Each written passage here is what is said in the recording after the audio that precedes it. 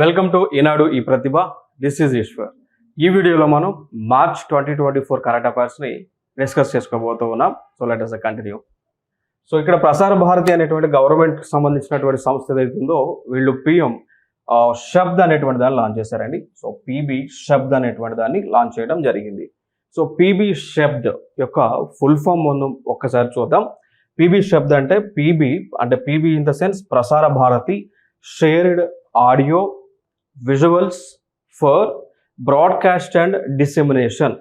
ఓకేనా. So PB Shabd యొక్క full form చూస్తే Prasar Bharati shared audio visuals for broadcast and dissemination, ఇది ఫుల్ ఫామ్ అనమాట.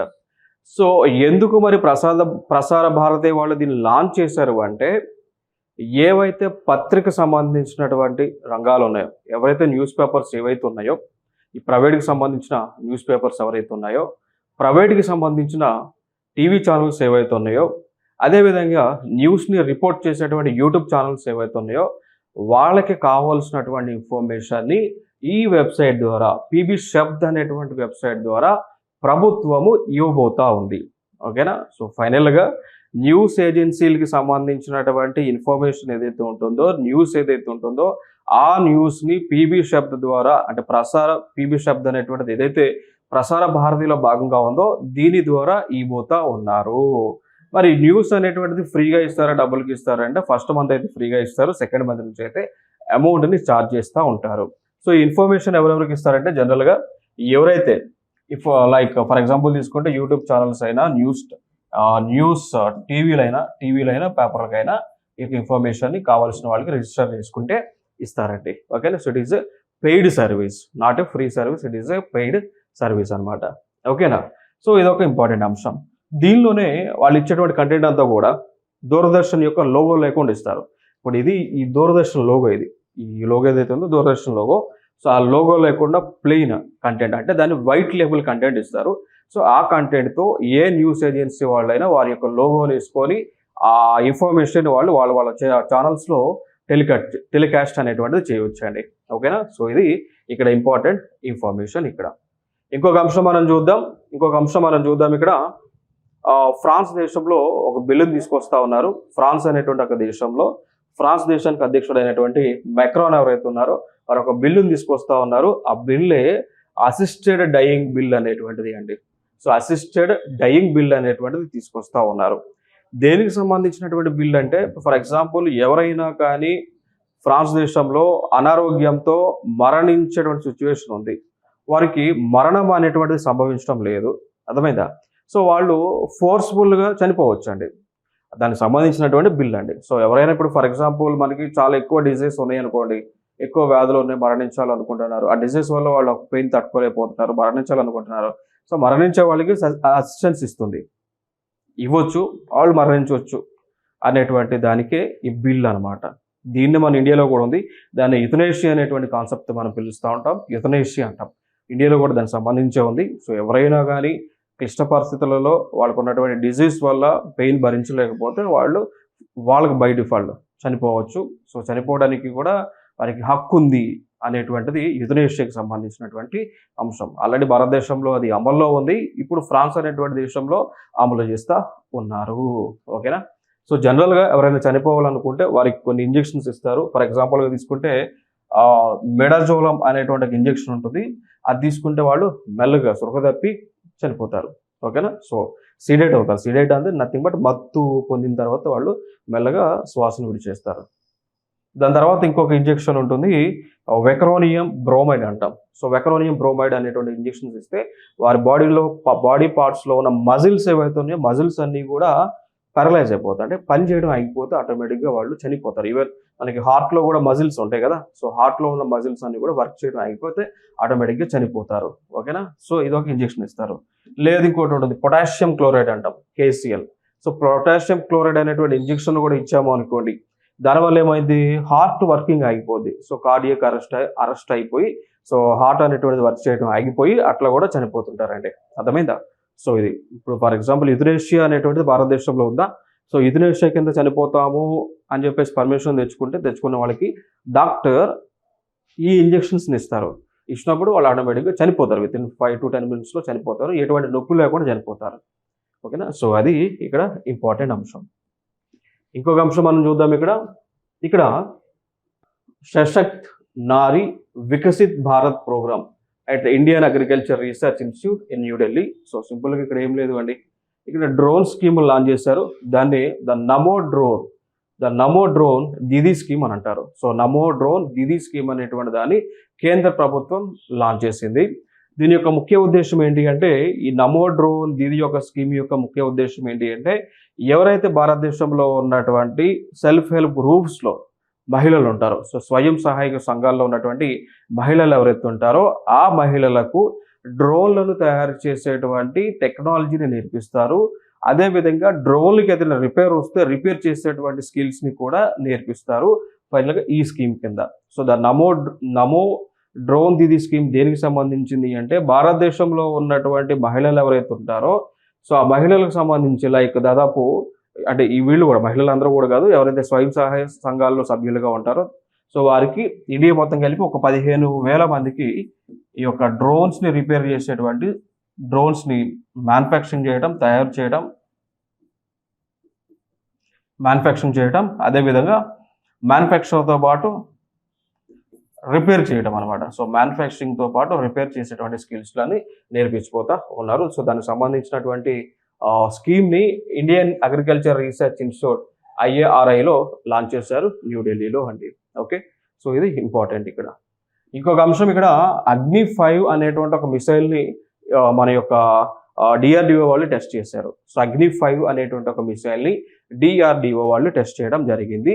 సో టెస్ట్ చేసినటువంటి ప్లేస్ చూస్తే ఒడిశా రాష్ట్రంలో అబ్దుల్ కలాం ఐలాండ్స్ అనేటువంటి ఉంటాయండి. సో ఒడిశా రాష్ట్రంలో అబ్దుల్ కలాం అనేటువంటి పేరుతో ఐలాండ్స్ అనేటువంటి ఉంటాయి. సో అక్కడ ఈ యొక్క అగ్ని-5 సంబంధించినటువంటి మిసైల్ని టెస్ట్ చేశారు. దాంతోపాటు అగ్ని-5తో పాటు అగ్ని-5కి సంబంధించే ఒక కొత్త టెక్నాలజీ ఉంది. దాన్నే మనం పిలుస్తాము MIRV అనేటువంటి టెక్నాలజీ అండి. MIRVని టెస్ట్ చేశారు. క్లియర్ కదా. MIRV అంటే multiple independently targeted reentry vehicle అంటాం. సో అగ్ని-5 అనేటువంటి ఒక మిసైల్ ఏదైతే ఉందో ఆ మిసైల్ ద్వారా, so Agni five is inter continental ballistic missile అంటాం. So Agni five is inter continental ballistic missile అంటాం, ICBM అంటాం. సో ఈ మిసైల్కి MIRV అనేటువంటి ఒక టెక్నాలజీ ద్వారా తయారు చేసినటువంటి ఒక వార్ హెడ్ని అటాచ్ చేశారండి. అర్థమైందా? క్లియర్ కదా. సో MIRV అంటే multiple independently targeted reentry vehicle అనమాట. సో ఇది ఫుల్ ఫామ్. దీనివల్ల కలిగేటువంటి బెనిఫిట్స్ ఏంటి అంటే, జనరల్గా ఇప్పుడు ఇది కాకుండా అంతకుముందు ఉన్న మన దగ్గర ఉన్న మిసైల్స్ ఏంటి, ఒకసారి మిసైల్ లాంచ్ చేస్తే ఒక టార్గెట్ హిట్ అయింది అనుకో, కొట్టింది అనుకో, అది అక్కడతో బ్లాస్ట్ అయిపోయేది, మళ్ళీ దాన్ని రెండోసారి ఉపయోగించలేం. బట్ ఈ MIRV టెక్నాలజీ సంబంధించింది ఏంటి అంటే, ఒకసారి ఒక టార్గెట్ హిట్ అయినా మళ్ళీ అదే పోయి ఇంకొక టార్గెట్ని హిట్ చేయగలదాం. సో మల్టిపుల్ వెపన్స్ దీంట్లో ఉంటాయి. మల్టిపుల్ వెపన్స్ అనేటువంటివి దీనిలో ఉంటాయండి. మల్టిపుల్ వార్ హెడ్స్ అనేటువంటివి ఉంటాయి. క్లియర్ కదా. సో ఒక్కొక్కటి మల్టిపుల్ వార్ హెడ్స్ క్యారీ చేసినప్పుడు, ఇప్పుడు ఒకసారి మిసైల్ లాంచ్ చేసాము, ఒక ఏ అనేటువంటి ప్లేస్ని టార్గెట్ చేసింది, హిట్ అయింది, ఓకే, అక్కడ బ్లాస్ట్ చేసింది. మళ్ళీ అదే మిసైల్ పోయి ఇంకో ప్లేస్కి వెళ్ళి ఇంకొక దగ్గర బాంబుని వేస్తుంది, సెకండ్ ప్లేస్ B అనేటువంటి ప్లేస్, మళ్ళీ C అనేటువంటి ప్లేస్, మళ్ళీ D అనేటువంటి ప్లేస్లో ఈ యొక్క వార్ హెడ్స్ని డ్రాప్ చేయడం ద్వారా, మల్టిపుల్గా ఎట్ ఏ టైం ఒకే మిసైల్ మల్టిపుల్ బ్లాస్ట్లు అనేటువంటిది చేస్తుంది అండి. ఇదే MIRV అనేటువంటి ఒక టెక్నాలజీ.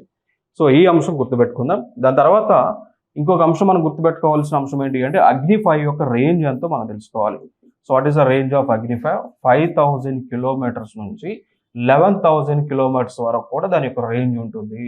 అంటే ఒక్కసారి అగ్ని-5 అనేటువంటి మిసైల్ మనం లాంచ్ చేస్తే అది 5,000 కిలోమీటర్ల నుంచి 11,000 కిలోమీటర్ దూరంలో ఉన్నటువంటి శత్రు దేశాలకు చెందినటువంటి టార్గెట్ పైన వెళ్ళి బాంబు వేయగలదు, అక్కడ బ్లాస్ట్ చేయగలదు. ఈవెన్ న్యూక్లియర్ బాంబుని కూడా అక్కడ పేల్చగలిగినటువంటి కెపాసిటీ ఉంటుంది అగ్ని-5 అనేటువంటి ఒక ICBM, inter continental ballistic missile ద్వారా. ఓకేనా. సో ఇది ఇక్కడ ఇంపార్టెంట్ ఇన్ఫర్మేషన్. నెక్స్ట్ ఇంకొక అంశం మనం చూద్దాం. ఇక్కడ సీలా టన్నెల్ అనేటువంటి దాన్ని ఓపెన్ చేశారు. సీలా టన్నెల్ అంటాం. ఓకేనా.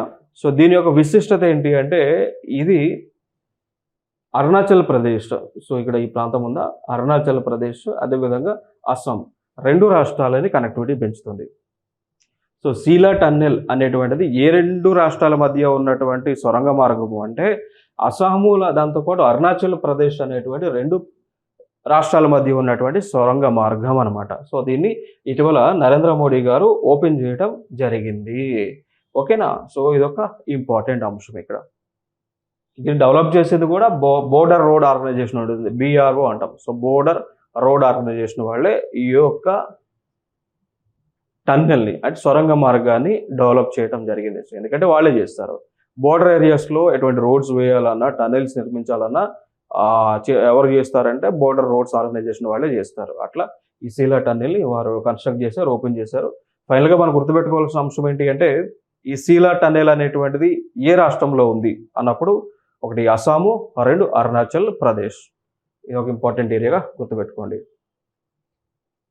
ఇప్పుడు మనం మార్చికి సంబంధించి మార్చిలో ఉన్నటువంటి రీజనల్ కరెంట్ అఫైర్స్ని డిస్కస్ చేసుకోబోతూ ఉన్నాం. So regional issues, let us start. Institute of petroleum and energy అనేటువంటి ఒక కొత్త క్యాంపస్ని అంటే ఆల్రెడీ విశాఖపట్నం జిల్లాలోనే టెంపరీగా నడుస్తూ ఉంది. సో అయితే ఇప్పుడు దాని యొక్క పర్మనెంట్ క్యాంపస్ని ఎస్టాబ్లిష్ చేయడం జరిగింది. So Indian institute of petroleum and energy, IIPE అంటాం. Indian institute of petroleum and energy అని చెప్తూ ఉంటాం. ఇది ఒక పర్మనెంట్ క్యాంపస్ని విశాఖపట్నంలో మార్చి 2, 2024న ఏర్పాటు చేసుకోవడం జరిగింది అండి. ఓకేనా. సో దీనికి సంబంధించి ఫైనల్గా మన క్వశ్చన్స్ ఎట్లా ఎక్స్పెక్ట్ చేయొచ్చు అంటే like Indian institute of petroleum and energy ఎక్కడుంది, విశాఖపట్నంలో ఉండటం జరిగింది. ఓకేనా. సో ఇట్లా క్వశ్చన్స్ని అడగడానికి ఛాన్సెస్ ఎక్కువగా ఉన్నాయి. సో ఇది ఒక కన్స్ట్రక్షన్ డెవలప్మెంట్. ఇంకొక అంశం మనం చూద్దాం. Vizag poised to be leader in mission life. So ఇంకొక అంశం ఏంటి అంటే ఇక్కడ కేంద్ర ప్రభుత్వము లైఫ్ క్యాంపైన్ లాంచ్ చేసింది. మనం ఆల్రెడీ చూస్తున్నాం గతంలో. సో లైఫ్ అనేటువంటి ఒక క్యాంపైన్ లాంచ్ చేశారు. లైఫ్ అంటే లైఫ్ స్టైల్ ఫర్ ఎన్విరాన్మెంట్ అంటాం. So life style for environment అనేటువంటి క్యాంపైన్ని కేంద్ర ప్రభుత్వం లాంచ్ చేసింది. దాని యొక్క ముఖ్య ఉద్దేశం ఏంటి అంటే ప్రజలందరూ కూడా, ప్రపంచ దేశాల్లో ఉన్నటువంటి ప్రజలందరూ కూడా వారి యొక్క జీవన శైలి అనేటువంటిది పర్యావరణానికి మేలు చేసే విధంగా ఉండాలి. అర్థమైందా. సో దాంతోపాటు ఏ ఒక్కరు కూడా పొల్యూషన్ని రిలీజ్ చేయవద్దు. పొల్యూషన్ రిలీజ్ చేయడానికి వారు కారకులు కాకుండా ఉండేటువంటి జీవన శైలియే ఈ లైఫ్ స్టైల్ ఫర్ ఎన్విరాన్మెంట్ క్యాంపైన్లో గైడ్లైన్స్గా పెట్టడం జరిగింది. అట్లా ఈ life style for environment campaign ఏదైతే భారతదేశం అమలు చేస్తూ ఉందో సో దానిని సాధిస్తున్నటువంటి ఒక నగరంగా విశాఖపట్నం న్యూస్లో ఉంది. సో అది ఇంపార్టెంట్ ఇక్కడ. So Vizag poised to be leader in mission life అనమాట. సో మిషన్ లైఫ్ అనేటువంటి క్యాంపైన్ భారత ప్రభుత్వం స్టార్ట్ చేసిందో దానిలో ఉన్నటువంటి గైడ్ లైన్స్ను తూచా తప్పకుండా పాటిస్తున్నటువంటి ఒక నగరంగా ఆంధ్రప్రదేశ్లో విశాఖపట్నం నిలిచింది. క్లియర్ కదా. సో ఇదొక ఇంపార్టెంట్ అంశం అండి. సో దానిలో భాగంగా విశాఖపట్నంలో ఏం చేస్తూ ఉన్నారు నేషనల్ గ్రీన్ హైడ్రోజన్ మిషన్ ఏదైతే ఉందో సో దానికి సంబంధించిన గైడ్ లైన్స్ ప్రకారము ఈ గ్రీన్ హైడ్రోజన్ తయారు చేసేటువంటి ప్లాంట్ని, గ్రీన్ హైడ్రోజన్ మ్యానుఫ్యాక్చరింగ్ చేసేటువంటి ఒక ప్లాంట్ని విశాఖపట్నంలో ఏర్పాటు చేయబోతా ఉన్నారు అండి. అర్థమైందా. సో ఇది ఇంపార్టెంట్ ఇన్ఫర్మేషన్ ఇక్కడ. ఇక దాని తర్వాత ఇంకొక అంశం మనం చూసుకున్నట్లయితే ఇక్కడ ఏపీలో మొట్టమొదటిసారిగా ఆర్టిఫిషియల్ ఇంటెలిజెన్స్ ల్యాబ్ని ఏర్పాటు చేయడం జరిగింది. అది చీపురుపల్లిలో ఉన్నటువంటి ఒక జిల్లా పరిషత్ స్కూల్లో. So Cheepurupalli is a part of Vizianagaram. ఓకేనా. సో ఇది ఒక ఇంపార్టెంట్ ఏరియా ఇక్కడ. సో ఇక్కడ ఈ ల్యాబ్ ద్వారా ఏం చేస్తారు అంటే ఒక 500 మంది స్టూడెంట్స్ని అదేవిధంగా ఈ 500లోని స్టూడెంట్స్ ప్లస్ టీచర్స్ ఉంటారు. స్టూడెంట్స్ 7th క్లాస్ నుంచి 10th క్లాస్ మధ్య ఉన్నటువంటి వారిని గుర్తించి ఈ ఆర్టిఫిషియల్ ఇంటెలిజెన్స్ ల్యాబ్లో ట్రైనింగ్ అనేటువంటిది ఇస్తారండి. అర్థమైందా. So training in the sense దేనికి సంబంధించి ఇస్తారు ట్రైనింగ్? కోడింగ్ సంబంధించి, ఆర్టిఫిషియల్ ఇంటెలిజెన్స్ సంబంధించిన బ్రౌజర్లు తయారు చేయటము, దానికి సంబంధించిన ఈ కోచింగ్ అనేటువంటిది ఇస్తారు. ఇంకొక అంశం మనం చూద్దాం. ఇక్కడ తెలంగాణలో గ్లోబల్ ఏఐ సమిట్ జరిగింది. సో తెలంగాణ రాష్ట్రంలో మొట్టమొదటిసారిగా గ్లోబల్ ఆర్టిఫిషియల్ ఇంటెలిజెన్స్ సమిట్ అయితే జరగడం జరిగింది. ఇది మొట్టమొదటిసారిగా జరిగినటువంటి అంశము అండి. ఓకేనా? సో అంటే దీనికి యాక్చువల్గా తెలంగాణలో దీన్ని అనౌన్స్ చేశారు, జరిగింది అని అనౌన్స్ చేసింది బయో ఏషియా సమిట్లో అనౌన్స్ చేశారు. సో హైదరాబాద్లో మనకి ఇక్కడ బయో ఏషియా సమిట్ అనేటువంటిది 2024 సమిట్ అనేటువంటిది మార్చి నెలలో జరిగింది. సో జరిగినప్పుడు ఇక్కడ అనౌన్స్ చేశారు ఏమని జూలై నెలలో. సో జూలై నెలలో తెలంగాణ గ్లోబల్ ఏఐ సమిట్ అనేటువంటిది జరగబోతా ఉంది. సో ఈవెన్ జూలైలో కూడా జరిగింది. ఓకే, సో ఇది ఇక్కడ ఇంపార్టెంట్ అంశం. ఇంకొక అంశం మనం చూద్దాం. ఇక్కడ ఒక కొత్త యాప్ని లాంచ్ చేశారు. దాన్ని మన యాత్రి అనేటువంటి ఒక యాప్ నండి. మన యాత్రి అనేటువంటి యాప్ని లాంచ్ చేశారు. ఈ లాంచ్ చేసింది కూడా ప్లేస్ వచ్చేసి హైదరాబాద్లోనే. సో హైదరాబాద్లో ఉన్నటువంటి ఈ క్యాబ్ డ్రైవర్లు, అదేవిధంగా ఆటో డ్రైవర్లు ఎవరైతే ఉన్నారో వీళ్ళందరూ కలిసి మన యాత్రి అనేటువంటి ఒక యాప్ని లాంచ్ చేయడం జరిగింది అండి. ఓకేనా? సో మన యాత్రి అనేటువంటి ఒక యాప్ని లాంచ్ చేశారు. దీని యొక్క ముఖ్య ఉద్దేశం ఏంటి అంటే కమిషన్ ఫ్రీ బుకింగ్స్ అనమాట. ఇప్పుడు జనరల్గా మనకు ఉన్నటువంటి యాప్లు ఏమున్నాయి? ఓలా ఉంది, యూబర్ ఉంది, ఇంకా ర్యాపిడో, ఇట్లాంటి యాప్స్ ఉన్నాయి కదా, బుకింగ్ యాప్లు ఉన్నాయి కదా, క్యాబ్ యాప్లు. సో వీళ్ళు జనరల్గా ఈ యొక్క కమిషన్ అనేటువంటిది ఛార్జ్ చేస్తూ ఉన్నారు. దానివల్ల ఈ డ్రైవర్స్కి వచ్చే రెవెన్యూ తగ్గుతుంది అనేటువంటి ఒక ఉద్దేశంతో ఈ హైదరాబాద్లో ఉన్న డ్రైవర్స్ అసోసియేషన్, క్యాబులు కానీ ఆటోలు కానీ వీళ్ళందరూ ఏకమయ్యి మన యాత్రి అనేటువంటి ఒక యాప్ని వీళ్ళు లాంచ్ చేసుకోవడం జరిగింది. ఈ మన యాత్రి అనేటువంటి యాప్ ద్వారా మనం బుకింగ్ చేసుకుంటే సేమ్ ఇప్పుడు ఈ ఓలా, యూబర్, ర్యాపిడ్ ఎట్లా పనిచేస్తూ ఉన్నాయో అట్లా బుకింగ్స్ అనేటువంటివి అవుతాయండి. ఇప్పుడు ఇట్లాంటిదే ఆల్రెడీ బెంగళూరులో ఒక యాప్ లాంచ్ చేశారు, నమ్మ యాత్రి అనేటువంటి యాప్ అండి. సో నమ్మ యాత్రి అనేటువంటి యాప్ ఆల్రెడీ బెంగళూరులో ఉన్న క్యాబ్, ఆటో డ్రైవర్లు కలిసి లాంచ్ చేయడం జరిగింది. సో అక్కడ ఆ బెంగళూరులో ఓలా, యూబర్, ర్యాపిడోలు ఏం లేవేక మొత్తం కూడా ఇదే యూజ్ చేస్తూ ఉన్నారు. అర్థమైందా? సో ఇది ఇక్కడ ఇంపార్టెంట్ అంశం. ఈ సొంత యాప్లన్నీ కూడా ఒక ప్రోగ్రామ్ ద్వారా లాంచ్ చేస్తూ ఉన్నారు. గదే open network for digital commerce అనేటువంటి ఒక సొంత గవర్నమెంట్ ఆఫ్ ఇండియా లాంచ్ చేసింది. ఇది open network for digital commerce అనేటువంటి ఒక ప్లాట్ఫామ్. సో దీని బేసిస్లో ఈ సొంత యాప్లు అనేటువంటివి లాంచ్ చేస్తూ ఉన్నారు అండి. ఇంకొక అంశం, ఈ open network for digital commerce ఓఎన్డిసిగా మనం ఏదైతే మనం పిలుస్తూ ఉన్నామో ఈ ఓఎన్డిసి అనేటువంటిది దేనికి సంబంధించింది అంటే it is similar to Amazon and Flipkart. ఈ వెబ్సైట్ మీరు గూగుల్ అయినా చూడొచ్చు. ఓఎన్డిసి అని గూగుల్లో కొడితే ఒక వెబ్సైట్ ఓపెన్ అయింది. ఆ వెబ్సైట్లో మీకు కావాల్సినటువంటి ప్రోడక్ట్ను అతి తక్కువ రేటు కొనుక్కోవచ్చు. కంప్లీట్గా ఇదంతా కూడా గవర్నమెంట్ ఆఫ్ ఇండియా రన్ చేస్తున్నటువంటి ఒక వెబ్సైట్ అండి. దేనిలాగా ఉంటుంది? సేమ్ లైక్ ఇప్పుడు అమెజాన్లో మనం ఏ ప్రోడక్ట్ అయినా కొనవచ్చు, ఫ్లిప్కార్ట్లో కూడా మనకు కావాల్సిన ప్రోడక్ట్లు కొనవచ్చు కదా. ఈ రెండు కూడా ప్రైవేట్ రంగానికి సంబంధించినవి, ప్రైవేట్ ఈ కామర్స్ వెబ్సైట్స్. ఈ ఓఎన్డిసి అనేటువంటిదేమో గవర్నమెంట్ ఈ కామర్స్ వెబ్సైట్. ఓకేనా? సో ఈ ఓఎన్డిసి అనేటువంటిది గవర్నమెంట్ యొక్క e commerce website. So very important information ఇక్కడ. నెక్స్ట్ ఇంకొకటి చూద్దాం. ఇక్కడ ఎన్టీపీసీ అంటాం. సో ఎన్టీపీసీ వారికి సంబంధించి రామగుండంలో ఒక సోలార్ పవర్ ప్లాంట్ ఉంది. ఎన్టీపీసీ అనేటువంటి ఒక థర్మల్ పవర్ కార్పొరేషన్ ఏదైతే ఉందో, so national thermal power corporation of India అంటాం ఎన్టీపీసీ, ప్రభుత్వ రంగ సంస్థ. వీళ్ళకి ప్లాంట్ రామగుండంలో ఉంది. ఓకేనా? సో ఈ రామగుండంలో ఒక పవర్ ప్లాంట్ ఉంటే వీళ్ళు ఏం చేశారంటే అక్కడ ఉన్నటువంటి నీటి పైన ఇంకొక ప్లాంట్, సోలార్ ప్లాంట్ని ఏర్పాటు చేశారు. సోలార్ పవర్ ప్లాంట్ని ఏర్పాటు చేశారు. ఇది భారతదేశంలోనే అతిపెద్ద పవర్ ప్లాంట్ అండి. అర్థమైందా? సోలార్ ఫ్లోటింగ్ అని రాసుకోండి ఇక్కడ, సోలార్ ఫ్లోటింగ్. భారతదేశంలోనే అతిపెద్ద సోలార్ ఫ్లోటింగ్ పార్క్ ఎక్కడుంది? రామగుండంలో ఉంది. ఎవరు నిర్మించారు? ఎన్టీపీసీ వాళ్ళు. సో ఫైనల్గా ఎన్టీపీసీ రామగుండంలో భారతదేశంలోనే అతిపెద్ద సోలారు ఫ్లోటింగ్ పవర్ ప్లాంట్ అనేటువంటిది ఉంది. సో చూసారా, ఇదే అండి. సో ఇక్కడ ఈ యొక్క నది ఏదైతే ఉందో, రివర్ ఏదైతే ఉందో, ఆ రివర్ పైన సోలార్ ప్యానల్స్ని ఏర్పాటు చేయడం జరిగింది. సో దాని ద్వారా విద్యుత్ని ఇక్కడ ఉత్పత్తి చేస్తారు. అట్లా ఇది భారతదేశంలోనే మొట్టమొదటిది. దీని తర్వాత కేరళలో కూడా ఏర్పాటు చేస్తారు కానీ కేరళలో ఉన్నది చిన్నది, దీనంత కాదు. సో ఇనిషియల్గా ఏర్పాటు చేసినప్పుడు దీని కెపాసిటీ వచ్చేసి 100 మెగావాట్స్ కెపాసిటీ ఉండేది. ఇప్పుడు దాన్ని ఏం చేస్తూ ఉన్నారంటే ఇంకా అడిషనల్గా చేస్తూ ఉన్నారు. ఎంతకి 176 మెగావాట్స్కి పెంచుతూ ఉన్నారు. ఆల్రెడీ 100 మెగావాట్స్ కెపాసిటీ అంటేనే అతిపెద్ద పవర్ ప్లాంట్గా మనం చెప్పుకోవచ్చు. ఇప్పుడు 176 అన్నప్పుడు ఇంకా పెద్దది కదా. సో ఇది ఒక ఇంపార్టెంట్ అంశంగా గుర్తుపెట్టుకోండి.